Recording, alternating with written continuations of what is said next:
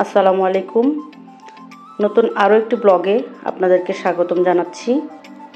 তো আজকে নিয়ে এলাম ফুলকপির বড়া বা পাকোড়া, যেটাই বলেন। এক একজন এক এক রকম করে ভেজে থাকেন, তো আমি এরকম করে ভেজেছি অল্প তেলে। খেতে খুবই টেস্টি। আমি তেঁতুল চাটনির সাথে সার্ভ করেছি, আপনারা সসের সাথে সার্ভ করতে পারেন।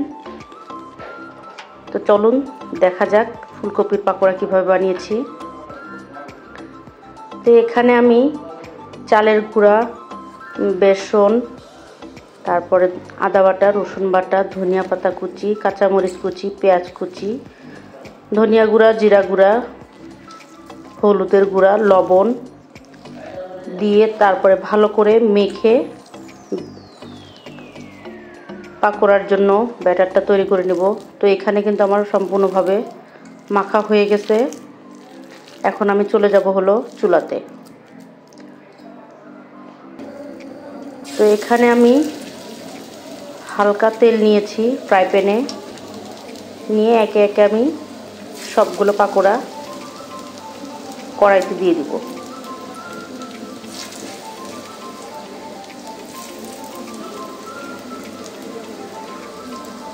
তো এই তো একে একে আমি সবগুলো পাকোড়া কিন্তু কড়াইতে দিয়ে দিচ্ছি। এখানে আমার সবগুলো পাকোড়া দেওয়া শেষ। এখন আমি এগুলো উল্টে পাল্টে ভেজে নেব ভালো করে। তো এক পাশটা আমার ভাজা হয়ে গেছে, এখন আমি অন্য পাশটা ভাজার জন্য উল্টে দেব।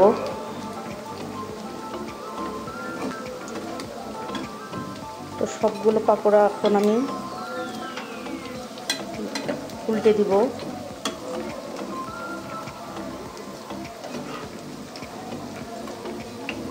এভাবে করে আমি সবগুলো বড়া ভেজে নেব।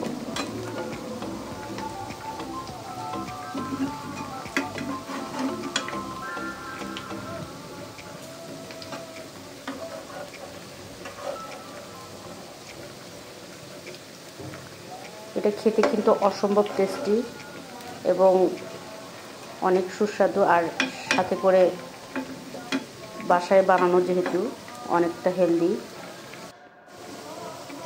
তো এই তো আমি সবগুলো উল্টে দিয়েছিলাম। এখন আমার সম্পূর্ণ ভাজাটা শেষ। এখন আমি এটা তুলে নেব। পাকোড়াগুলো আমার কাঙ্ক্ষিত কালার চলে এসেছে।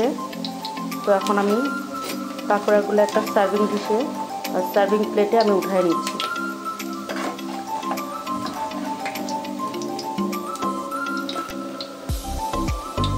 তো এইভাবে আমি সবগুলো পাকোড়া উঠিয়ে নিয়ে এখন আমি আপনাদেরকে সার্ভ করে দেখাবো।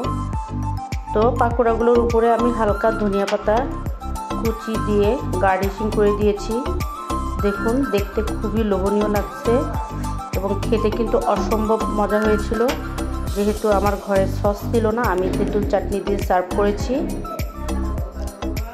তো এই শীতের সময় যেহেতু বাঁধাকপিটা পাওয়া যায়, সেজন্য বাঁধাকপি দিয়ে পাকোড়াটা একবার না খেলে যেন মনটা অস্থির অস্থির লাগে। তো বাঁধাকপি ভাজিও যেমন খেতে মজা, এই শীতকালে বাঁধাকপির পাকোড়াটা খেতে অসম্ভব মজা। তো দেখুন, আমি তেঁতুল চাটনি দিয়ে সার্ভ করছি।